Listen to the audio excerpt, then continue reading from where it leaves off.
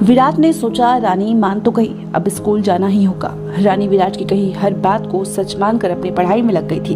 इधर माँ पापा ने भी रानी को सोने की चैन के लिए डांटा नहीं, तो रानी को भी अब किसी बात का डर नहीं था।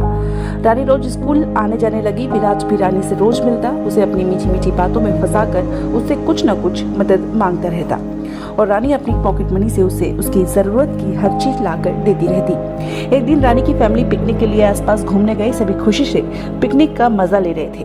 रानी भी पिकनिक को अच्छे से एंजॉय कर रही थी और आसपास चलते हुए वो गार्डन देखने गई। वहाँ कई तरह के लोग थे जो घूमने आए थे और कई तरह के लव बर्ड्स भी वहाँ बैठकर बातें कर रहे थे। रानी को उन सबको देखकर अपने विराट की याद आने लगी, पर अब उसे पता था कि यहाँ विराट नहीं आ सकता, तो वो वापस चलने लगी।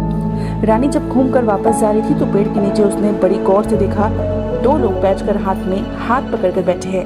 उसे कुछ अजीब सा महसूस हुआ और उनके पास और गई। रानी जैसे ही उनके पास पहुंची वो देखती है कि ये तो उसका विराट है और साथ में है कोई लड़की जिसका हाथ थामे वो उससे बातें कर रहा था। रानी ये सब देखकर एकदम रुआंसी सी हो गई। उसे लगा जैसे उसके साथ कुछ गलत हो रहा है। वो तुरंत वहां से भाग गई और माँ पापा के साथ वापस घर चली गई। अब रानी अपने घर पहुंचकर रूम में जाकर रोने लगी। वो सोचने लगी कि विराट किसी लड़की के साथ कैसे, वो तो मुझसे प्यार करता है, उसने कुछ बताया ही नहीं। विराट विराट कहकर वो रोने लगी, पर रानी का यह दर्द वो ना किसी से कह सकती थी, ना किसी को बांट सकती थी। रोते रोते पूरी रात निकल गई। उसकी आंखों से साफ पता चल रहा था कि वो बहुत रोई है। माँ पापा ने पूछा तो बेटी ने तबीयत खराब का बहाना बनाकर स्कूल नहीं गई। रानी जब 2 दिन से स्कूल नहीं गई तो विराट को भी लगने लगा कि कहीं रानी को सब पता तो नहीं चल गया। फिर रानी के स्कूल जाने का इंतजार करना ठीक समझकर वो इंतजार करने लगा।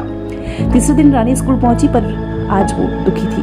विराट ने उससे बात करने की कोशिश की, पर रानी उसे इग्नोर करने लगी। रानी को देखकर विराट